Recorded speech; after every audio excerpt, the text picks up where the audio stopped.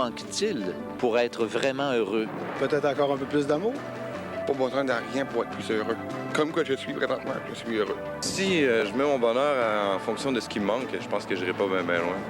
La santé. La santé, j'ai un handicap depuis ma naissance, disons que je saurais pas si ça me rendrait plus joyeux. Puis pour être complètement heureux, je pense qu'il faudrait que les gens arrêtent de se fier juste à la beauté puis à l'apparence physique. Un pays indépendant pour le Québec, oui. C'est ça qui me rendrait heureux. C'est tout ce qu'il me faut. Puis, je sais pas, faut se contenter de ce qu'on a.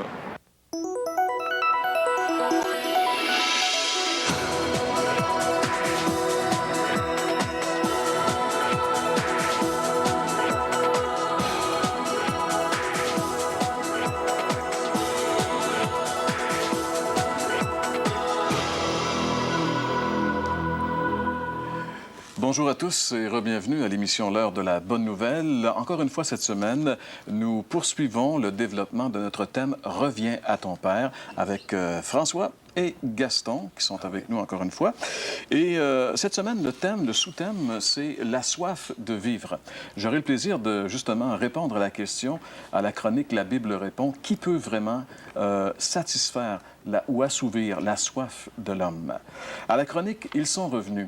On a une histoire assez spéciale cette semaine. C'est l'histoire d'un jeune homme, Benoît Lavergne, alors qu'il était jeune homme, et bien sûr, il y a plusieurs années.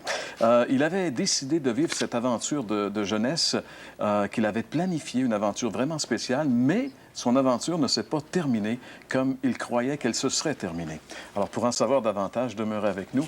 Comme artiste invité cette semaine, Agathe Chrétien va interpréter le chant un chant qui s'appelle « J'ai le temps ». Et c'est Gaston qui va faire le message cette semaine, message sur la soif de vivre. En effet. François, lors de notre Vox Pop, là, on a vu vraiment beaucoup de personnes avoir des opinions vraiment différentes sur ce sujet. Qu'est-ce qui peut vraiment donner le bonheur? Bien, c'est ça. On peut dire, sans se tromper, qu'il y a presque autant d'opinions que de personnes qui ont répondu. Et puis, c'était très varié, en passant par l'amour, en passant par rien, on a besoin de rien. D'autres ont parlé de santé, etc. Il y a vraiment plusieurs opinions. Mais qu'est-ce qui est intéressant, c'est qu'est-ce que la Bible nous dit à propos de ça? C'est quoi l'opinion de Dieu? Lui, là, bien, c'est lui qu'on va sonder aujourd'hui. Et justement, à la chronique La Bible répond, on répond à cette question. Qui peut vraiment assouvir la soif de l'homme? Écoutons cette chronique.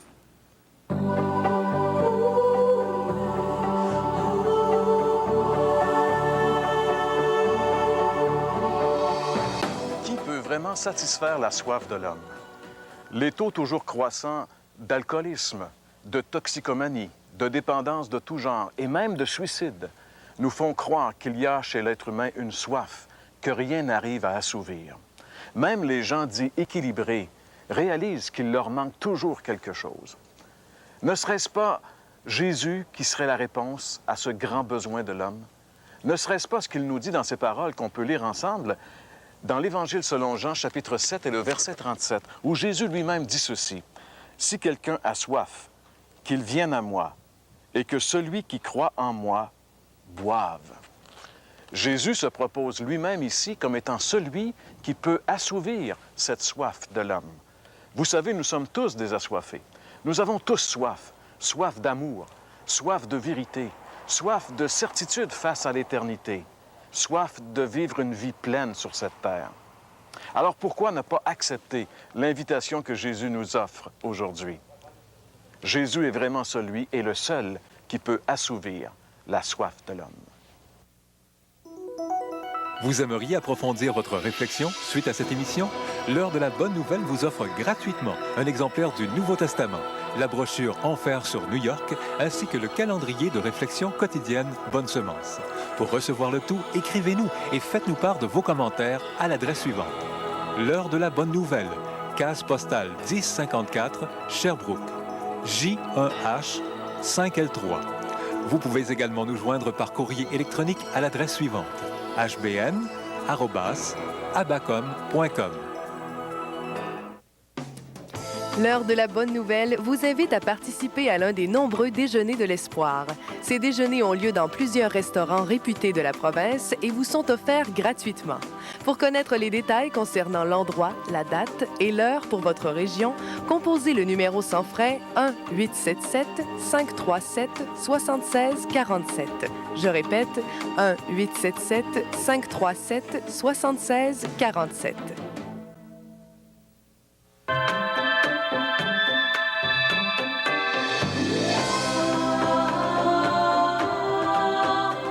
Mon histoire à moi, en fait, remonte à 1976, l'été des Jeux olympiques. Alors, j'ai pas vraiment profité de ces Jeux-là, mais dans cet été-là, j'avais un projet de vie.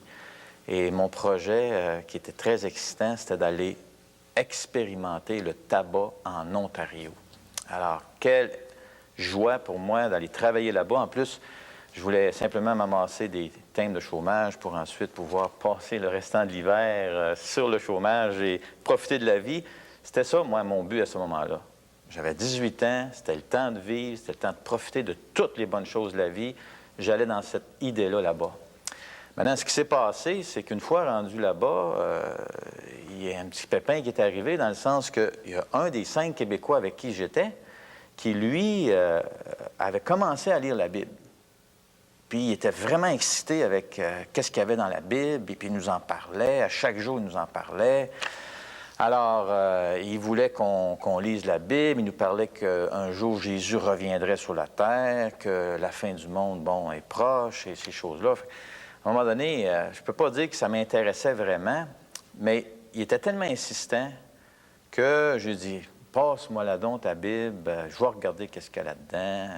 Nous autres, on finissait de travailler de bonne heure, fait qu'on avait du temps. Alors, moi, à ce moment-là, je fumais du hash, fait que j'ai dit, hey, ça va être fantastique. Je me couchais sur mon lit, fumais mon hash, j'ouvrais la Bible. Puis là, j'avais, comme on dit, les pieds sur terre, mais la tête d'un nuage. Ce qui s'est passé après un certain temps, c'est que là, j'étais tellement piqué au vif parce que je lisais, que là, j'ai arrêté de fumer le hash que je fumais quotidiennement pour là lire la Bible à tête reposée. Et ce qui m'a frappé le plus, c'est Jésus-Christ lui-même. Je n'avais pas imaginé qu'il était comme ça. L'image que j'avais de lui, c'était, bon, le petit Jésus à Noël, la crèche, ces choses-là. Mais là, ce que je lisais dans le Nouveau Testament m'impressionnait de Jésus. Sa façon d'interagir avec les gens, sa façon de répondre, sa façon de s'occuper des plus démunis, des gens qui, dans le fond, n'ont pas aucune prétention. Puis en même temps, ils mettaient à leur place d'autres qui, eux autres, en avaient beaucoup de prétention. Et ça venait me chercher énormément. Puis, ce qui s'est passé avec ça, c'est que là, mon désir d'en connaître davantage a augmenté. Et là, je suis passé non seulement d'un curieux, de quelqu'un qui a vu que la Bible était actuelle, mais là, c'est commencé que là, le message et la personne de Jésus-Christ m'interpellaient, moi, personnellement. Et là, j'ai vu l'implication de la Bible. Et ce qui s'est passé, c'est que quelqu'un est venu à l'endroit où on demeurait, et puis il est venu répondre à nos questions. On était 2 Québécois qui avaient des questions, qui voulaient en savoir plus. Et là, il répondait à nos questions, puis là, à un moment donné, il dit, aimerais-tu que je t'explique comment recevoir le don de la vie éternelle? Bien, j'ai dit oui, j'aimerais ça le savoir. Alors, il a commencé simplement, il a pris un verset comme Romains 3, 23, qui dit « Tous ont péché ». Fait qu'il dit « Toi, Benoît, as-tu péché? » Hey, moi, je le savais, j'avais péché. Pas de problème avec ça. Bien, là, il m'a montré l'implication que ça voulait dire. Parce qu'il dit là, Dieu est saint. Et donc, parce que tu as péché, tu es séparé de Dieu. Et là, il a montré que le salaire du péché, dans Romains 6, 23, c'est la mort. C'est la séparation avec Dieu. Non seulement la mort physique, mais aussi la mort éternelle. C'est-à-dire que si je mourais dans la condition dans laquelle j'étais séparé de Dieu, puis j'allais en enfer. Et là, ça a commencé à me travailler. Parce que je croyais à ce que je lisais. Parce que j'avais découvert dans la Bible, comme je disais tantôt, un livre vraiment unique qui est la parole de Dieu. Alors là, Dieu, de l'intérieur, interagissait avec moi par les choses que je lisais. Et là, il m'a montré un autre verset. Il dit, ça ne s'arrête pas là. Parce que sinon, ça serait dramatique. Mais là, il m'a montré Romains 5, 8, où ça dit que Christ est mort pour moi. Christ est mort pour mes péchés. Ce que moi, je ne pouvais pas faire par moi-même, lui avait accepté de le faire à ma place. Et là, tout à coup, j'ai compris ce que j'avais toujours, dans un sens, vu, que Christ était venu pour nous sauver. Mais là, la question, est-ce que j'étais sauvé? Ça, je ne pouvais pas y répondre. Et là, je l'ai personnalisé à moi. Il était venu mourir pour moi, non seulement pour sauver le monde, mais pour sauver moi, Benoît Lavergne. Et là, ça a commencé à vibrer en dedans de moi. Et là, il m'a montré que pour que ça soit pour moi, pour que je puisse le recevoir, il fallait que je me repente, c'est-à-dire il fallait que je reconnaisse que j'étais pécheur et que j'allais dans une mauvaise direction et que maintenant, j'accepte de l'inviter dans ma vie. C'est comme si j'acceptais maintenant qu'il soit celui qui soit la personne principale dans ma vie, celui qui soit le Dieu de ma vie. Donc là, c'est là que l'implication venait. C'est là que ça voulait dire, es-tu prêt maintenant à être à sa suite, à le suivre, à faire sa volonté, à être comme lui?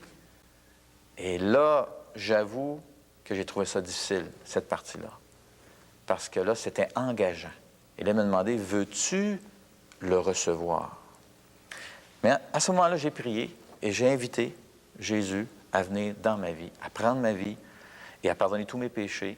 Et là, il m'a donné le don de la vie. Je me souviens que cette journée-là, c'était spécial.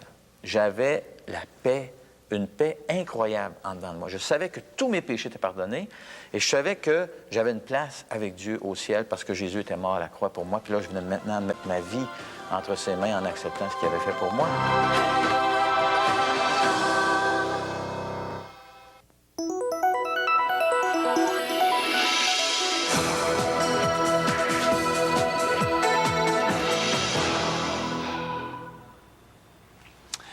La première partie du témoignage de Benoît, c'est comme, en fait, la parabole du prodigue. Et justement, aujourd'hui, on veut voir, comme thème, on veut voir la soif de vivre. Et c'est justement ce que les gens recherchent. Et sans doute que pour vous, aujourd'hui, là, plusieurs d'entre vous, vous vivez un peu cette même expérience. Puis là, je voudrais quand même vous inviter à une lecture de la parole, seulement quelques versets pour justement nous placer dans le contexte de cette parabole du prodigue.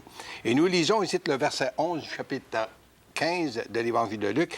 Il dit encore, un homme avait 2 fils, et le plus jeune dit à son père, « Mon père, donne-moi la part de bien qui doit me revenir. » Et le père leur partagea son bien. Peu de jours après, le plus jeune fils, ayant tout ramassé, partit pour un pays éloigné où il dissipa son bien vivant dans la débauche. Lorsqu'il eut tout dépensé, une grande famine survint dans ce pays. Il commença à se trouver dans le besoin. Cette parabole du prodigue est sans doute la parabole qui présente le mieux l'histoire de l'homme depuis tous les temps. La partie que je veux souligner aujourd'hui, c'est d'abord cette insatisfaction. Les gens ont soif de vivre, mais en même temps, il y a toujours cette insatisfaction que nous retrouvons chez les hommes aussi bien que chez les femmes aujourd'hui. Dans notre parabole, Jésus nous présente 2 fils qui vivent avec leur père, qui jouissent d'un certain confort, d'une certaine aisance. Ils ont des serviteurs et vivent d'une certaine abondance. Mais voici que le plus jeune des 2 fils, celui qu'on appelle le fils prodigue, en a marre de ce train de vie du foyer. Il a soif d'aventure. Il est insatisfait chez lui. Il veut vivre sa liberté. Il veut être indépendant. Il veut être lui-même et rouler sa bosse comme il l'entend, sans avoir de compte à rendre à personne. Aussi, nous trouvons chez ce jeune homme beaucoup d'ingratitude envers son père pour l'abondance de bonnes choses qui lui sont rendues. N'est-ce pas un peu ce qui caractérise le monde aujourd'hui? On trouve en fait cette ingratitude de la part des gens, puis surtout cette ingratitude de l'homme vis-à-vis de Dieu. C'est comme si rien ne nous fait plaisir. N'est-ce pas commun de nos jours? Les merci se font de plus en plus rares. Lorsqu'un service nous est rendu, ou encore quand on souligne un événement heureux pour des réussites avec certains objets ou certains services bien remplis, et pour ou encore pour des cours académiques qui sont bien complétés. Des diplômes sont partagés, sont donnés, ou encore des trophées même sont offerts à ces occasions. Mais merci, merci, se fait de plus en plus rare. On ne sait plus apprécier les bonnes choses de la vie.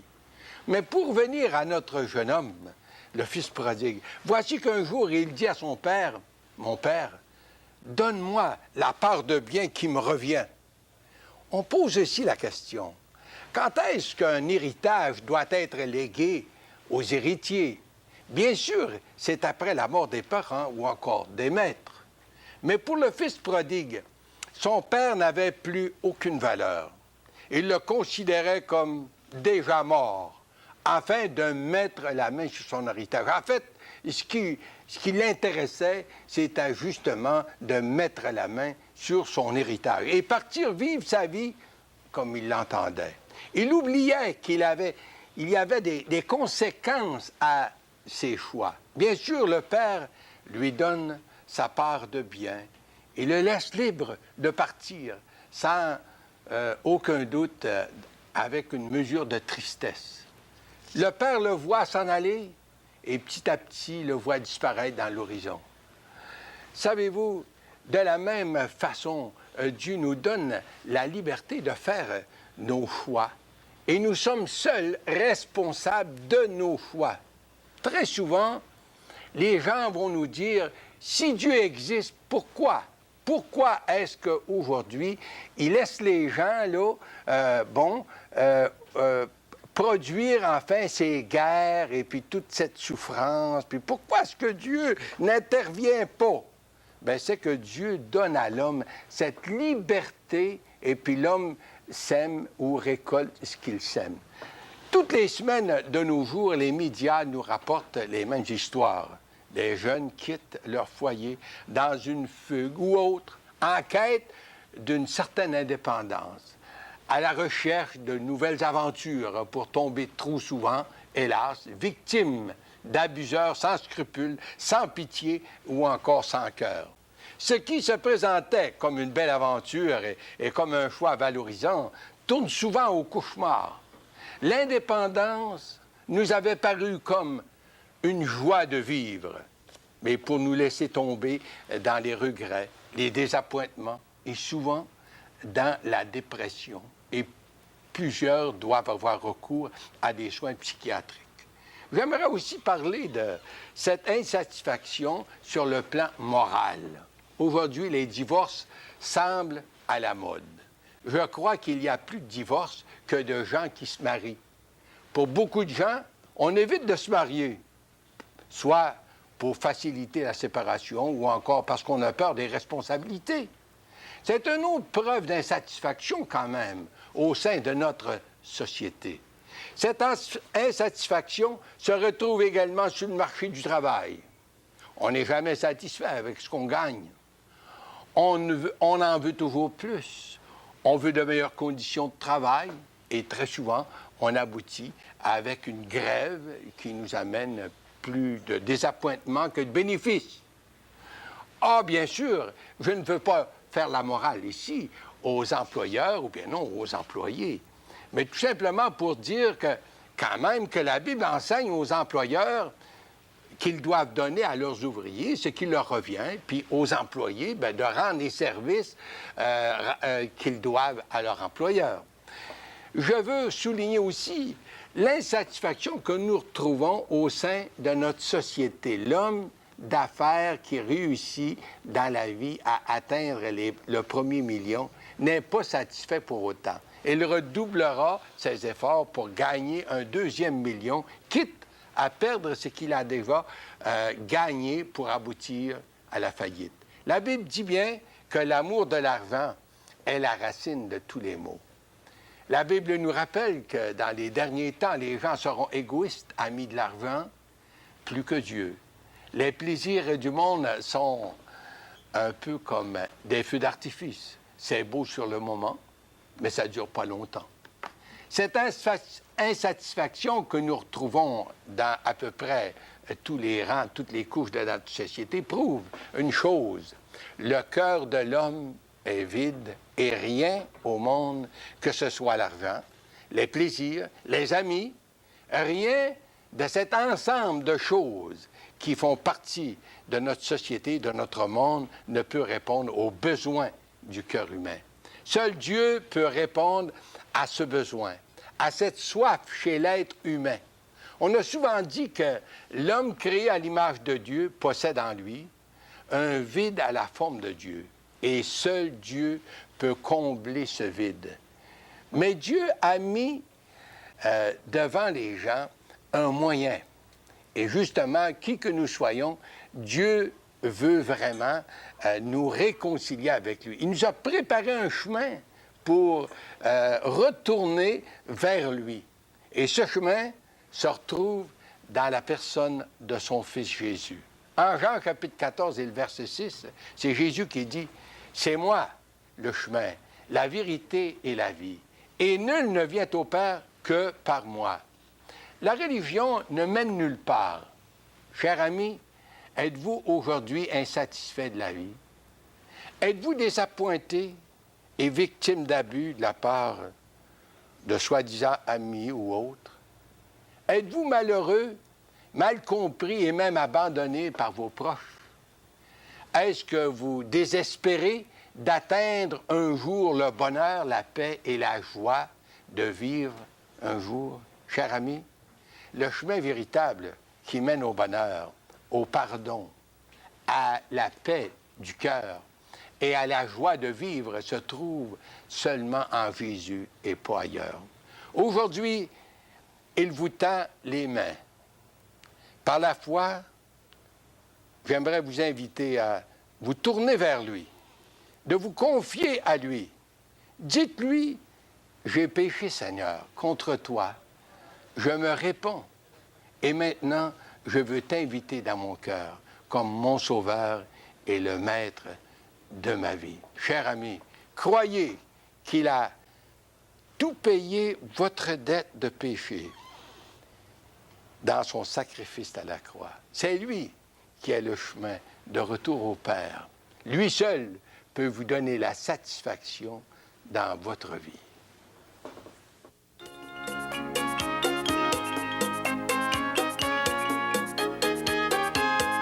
Aujourd'hui tu te dis, oh j'ai le temps, je veux vivre ma vie au temps présent, connaître l'amour, gagner de l'argent, pourquoi me soucier de l'éternité?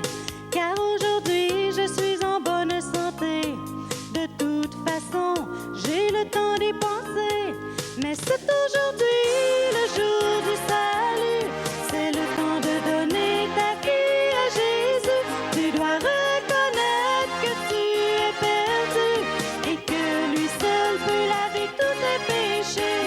C'est pour toi et moi qu'il s'est sacrifié. Maintenant c'est à toi, oui, de décider.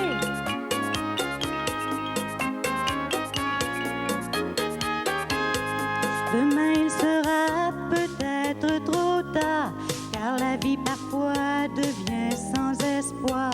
Qui sait ce qui arrivera ce soir? Dieu donne la vie comme il peut l'enlever.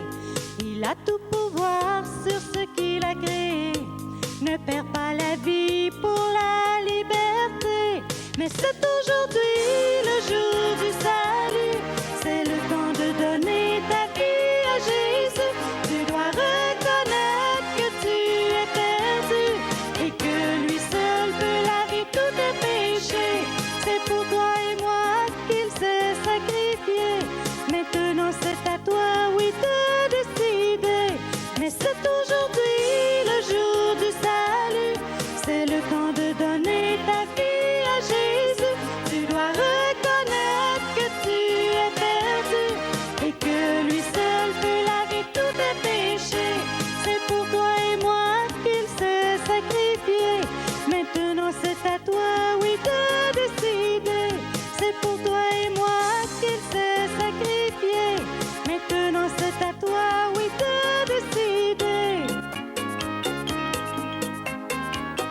Merci beaucoup, Agathe Chrétien, qui interprétait ce chant. Et dans ce chant, il y a quand même une grande réalité. Justement, très souvent, on remet à plus tard, les choses importantes, particulièrement de se mettre en règle avec Dieu pour l'éternité. Et comme quelqu'un l'a déjà dit, plusieurs qui prévoient mourir à minuit meurent malheureusement à minuit moins 5 et ils n'ont pas pris le temps de se préparer. Alors, c'est important quand même de penser à l'éternité.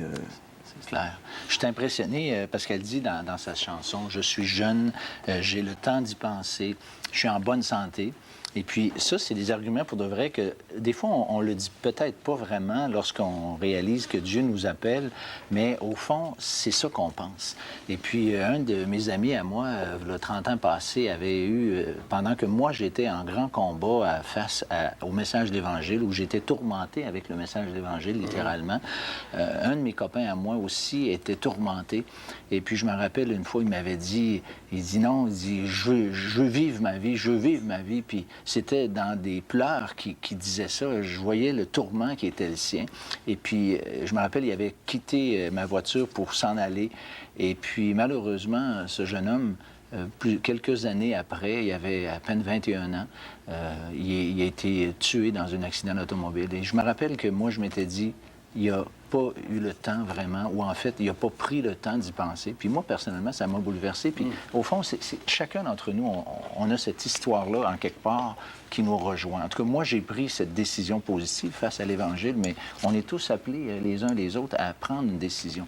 Oui, puis l'Écriture de dire, de nous rappeler, ne te vante pas du lendemain parce que tu ne sais pas ce qu'un jour peut enfanter. Tu sais, c'est pas nous autres qui avons choisi le jour de notre naissance, puis c'est pas nous autres non plus qui choisi le jour de notre départ. Et puis ça, avec des gens, là, ça peut arriver prématurément, puis ça peut arriver très, très, très vite, très subitement. Ben, malheureusement, ça arrive souvent. C'est ça qui est malheureux. Les faits sont là quand même. C'est quelque chose de... Alors, c'est de prendre au sérieux ce que Dieu nous dit. Il nous dit, c'est aujourd'hui le jour du salut. Si vous entendez ma voix, n'endurcissez pas votre cœur. Donc, si vous avez entendu le message de l'Évangile, l'appel du Seigneur Jésus-Christ pour vous aujourd'hui, n'hésitez pas et ne remettez pas à demain la décision que vous avez à prendre, la bonne décision, celle de confier votre vie au Seigneur Jésus-Christ dès maintenant.